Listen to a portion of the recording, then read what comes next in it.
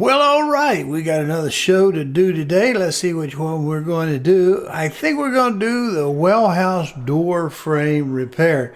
Now, if I'm remembering right, because I got a file over here. Yeah, we did the garage door, which is a whole finished door set where we have the frame, the trim, everything except for the inside trim, door and the frame, and we replaced the door in the whole 9 yards. We've changed the locks on it. But what actually happened earlier in time was the well house door, and we got in some really crazy prices. And I think the crazy prices we were getting into was because of the height of the door. It was not to my knowledge, but there it was. All of my doors are apparently special order size, and so when I'm used to a $300 door, I'm pretty sure that's all I gave for that door when I put that well house together. You know, I filled the space, and so I got whatever was there, but I don't believe it's more than $300 at best. And I saw $250 and $300. I did want to upgrade from just the wood framing that rots out, because that's a common problem. We saw that in video number 4. In video 4 of this year, we see that they rot out at the bottom. Well, the well house has done the same thing. I wanted to get a full fiberglass, flat frame door, flat door, so to speak, slabbed, as it was, one hole, one bore in it, and the one was $600 some odd dollars, and it didn't have the fiberglass frame. It just had the hybrid that I actually used. And I did find a place that had full fiberglass doors, but they were going to be over $800. And that's even after we exchanged some kind of trim on it or something to get it up there. So they're just really expensive. I only want to do it one time. This time I saved the slab because it was not in bad shape. It was just the frame that had rotted out. So we're going to do this one and get this one knocked out.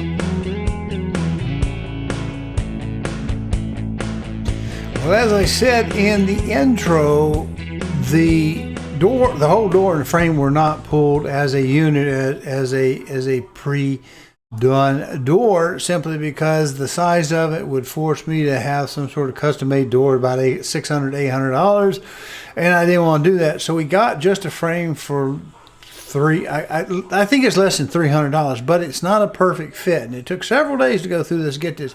So this video, maybe the value you might get out of it is how you actually have to maybe match up an existing door slab to a frame in order to save, $500 or something like that. I'm just trying to get the well house dry before we get all the way through thunderstorm season. Well, I have a door frame. I don't know if it's going to be a fit for the slab that I've already got, because the other one is rotted away. But this bottom section, this is supposed to be a vinyl type of material like we had put on this outside. This is a plastic or PVC type of weather guard, I think is the brand or whatever they say. That may not be correct. And this bottom edge right here, this one piece is made differently. It's made out of a different material. See how they put this in this portion? We do have to paint this, but this portion is a different, because this is where water gets on the bottom when it rains, and it sucks up, wicks up into the wood and rots the bottom of the door out. I'll show you an example of that. Happens quite commonly. Mostly because if this were wood, they don't paint, contractors just don't paint and seal the bottom part right here. And so that's what lets it wick up. So this material is supposed to fix this.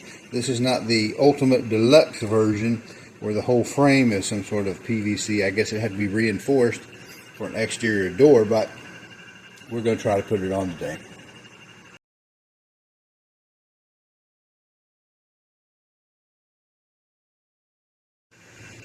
Now this is what I was pretty sure we were going to get.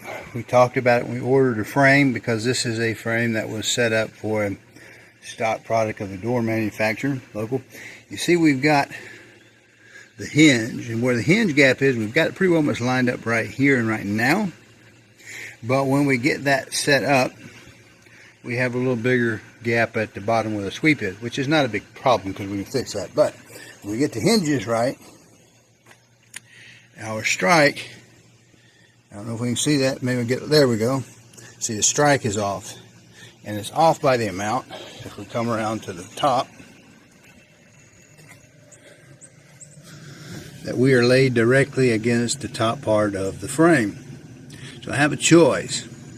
I can drop the door down and then chisel away at the door slab itself to get the hinges where I want them to be, or shave off the top and let it go like this, in which case then our strike will be off, and that we'll probably see. But again, it's not a house, it's a well house. It covers the pumps, it keeps things shut. So I think what I'll do is I'll drop it down for the strike, cut out a little bit on the hinge space over there, and try to fill. I have to see how far off they are here, but we can do the old toothpicks and tight bond trick to fill the holes where the holes are kind of stretched out a little bit as they are.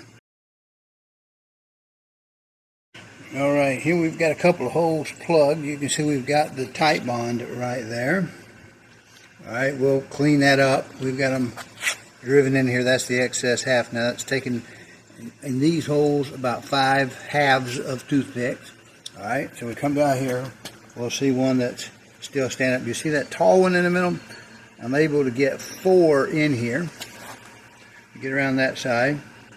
I don't know if the camera work is exquisite, but then we're going to take a little cheap hammer, and I don't know if I can see what I'm smacking, but I want to drive these into that hole. Now that one went through, so it's not blind, so that tells me that's a hole that I had trouble with already. And it may be because, if you look, there's no 4th hinge screw in this door. That's your quality. Now maybe if we take that same thing and do, 1,000 doors a day, we might save $1.50. Alrighty. I'm going to take this little bit of extra glue, and by the way, don't pay any attention to my shoes. They're farm working shoes, and we're going to take this toothpick, now that we took a 5th toothpick, and we're going to try to push it as best we can right in between those 4. And then we'll come back, take our little persuasion tool,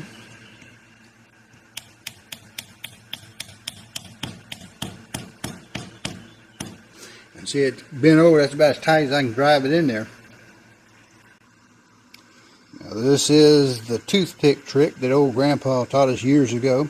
I've got 4 of these lined out, these 4 halves, or I would prefer flats, they stack better, but they didn't have any, so we're doing round.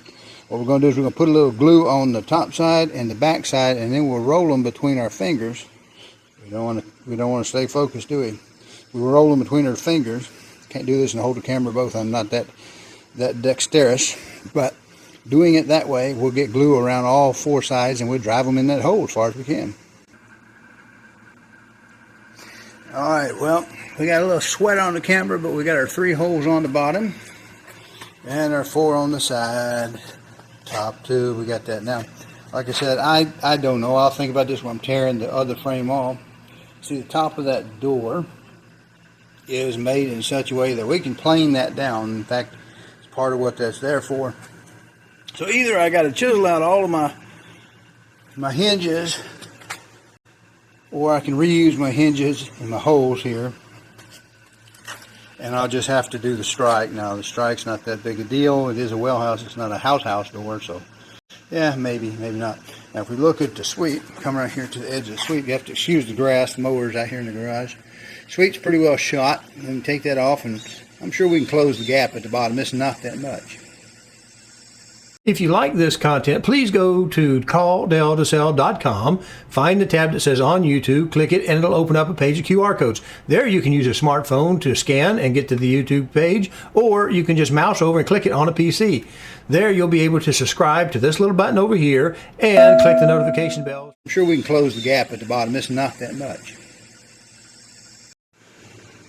Now you may have noticed I used the green top, had to go buy some green top. It's more expensive if I'm not terribly mistaken, not a whole lot. But see, it says it is wood glue, waterproof, exterior or interior. And here we have a bottle. precisely twice the size, tight bond, same brand, original wood group. Professional strength interior use. Well, you know, it's in the door hinge, but it shouldn't be getting wet back there, so the interior should probably work. But if you don't have tight bond, you might as well go buy the exterior grade.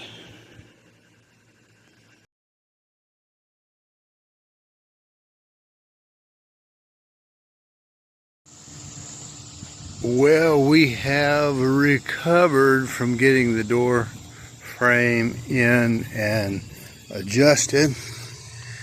We do have, as you can see, this is that plastic PVC stuff. This is wood, primed but not painted. We got to paint it. We did have to take off the little drip hat right there. Let's see if our door works. How about that?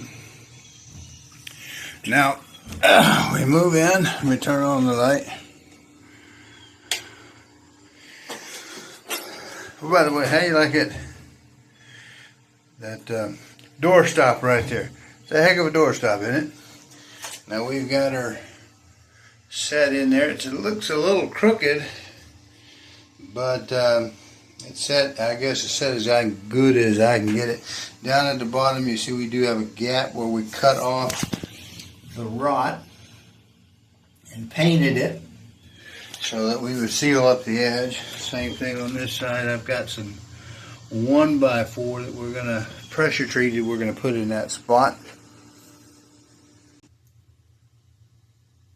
Now, as you can see, the camera right there, we do have, if I can get it to focus, then we have one of our bolts that we put in to anchor the existing door frame down. We have 7 of these. These are on the inside or the outside of the door toward the inside of the frame. And we had, as you just saw, the 5/16 hex heads. We had 8 of those put in to reinforce or shore up the toggle bolts, some of which had frozen, had rusted tight, some of which were a little bit loose, and so the frame itself was loose. We use these Tapcon style screws, and they are tight.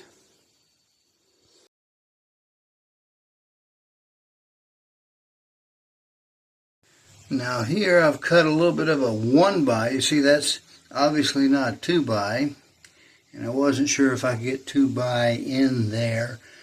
And all I'm doing is plugging the gap. We don't need it for support. Wouldn't hurt for support. But what we're doing with this, actually at this point in time, we're just trying to fill that gap so that if our caulk shrinks and fails, that we will not have a hole there for the animals to pick through, like mice and whatnot, field mice.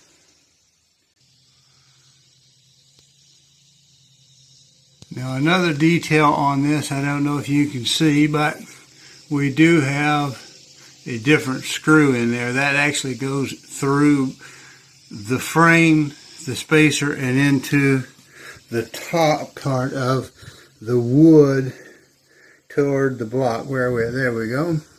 We got one there, and you can see it well down on the bottom. That goes, like I say, into the post that holds the lintel up, which is that piece right there. Well, getting ready to do the paint. The blue tape doesn't want to stick good, so on the face of that block. So we're gonna try to hit it a lick, and I promise. It's not gonna really hurt it to get to the edge of the block, but I'd prefer it not look like a bunch of overspray. Anyway, there we have that. We've got that leaning over there. We got to go sand on that door. Well, I think I've got her painted. We got her taped down. The tape didn't really want to hold good against that block, but we got it painted, frame in. It does give it that texture that I don't really care for. That's the reason I don't use that paint gun. I bought it a long time ago. Well, and I just didn't like the way it worked. But it's hot, it is sunny, and I thought I'd get her done. Now, if you'll notice, right there seeing your screen, there's a wasp nest, and there's a wasp nest. We come over here and we'll find us some more wasp nests. And if we go down this way, we can go see our door that we have painted up. Well, there it is. It's not perfect. Got some dents in it after 20 years, but we got her. We got her looking better than it did before. Well, there we are done. We may have to end up painting the well house before it's over, but we're going to think on that till we get over that idea. And we did end up painting the outside of the well house. We cleaned her up pretty good. I guess that's the third time we painted the outside. The inside needs a paint, but we haven't done that because it's got pipes and everything everywhere in tanks, and it's just a pain. I don't know if I could do that. We did paint the top part of the ceiling with some Kills paint where we had some overflows of water. When we put the new roof on a year or so ago, the roofer used a lead boot system where the vent stack that comes out of the roof, he put the lead sheath on it, and then you fold the top down in it, which looks really nice, and it probably lasts a long time. But the end result was, when we run our water from the goat watering system to the goat trough, and the backwash water that goes to the goat trough, to get it to elevate its way up over into the trough, we have an end block at the end. It's got some holes drilled in it. And what that does is the holes in the end will allow it, it's like an underground faucet. It allows, or hydrant they call it, it lets the water roll downhill and out to the pond area, which is now dry, so that it drains the stack down, the little neck that comes over and feeds the pond, or the bucket, big goat bucket out there. Now what happened inside though is because it's pushing back on it and there's zero pressure in the vent stack and pressure downhill, it can build up, go up that white pipe you see in the roof, comes up, and then because it's got lead on top of it, it just pushed the water up and behind the top of that and flooded the whole little attic space up in there and got all that wet. And we had to get her dried out, and eventually it's a year, maybe 2 years, I don't know, whenever I put the roof on. So I had to fix that, and the roof ceiling side was stained, so we painted it. It looks a lot better. But anyway, that's the end of this show. I'll get one of these other things that we've already got shot. We got to do the door seals, another video, and some other stuff, some humidity control, some ventilation, some insulation, some other stuff. We got it up pretty good shape. Haven't actually recorded fixing the overflow down at the pump, but we'll do that. We got stuff for you to see that I think is just general purpose knowledge stuff. Thank you for watching.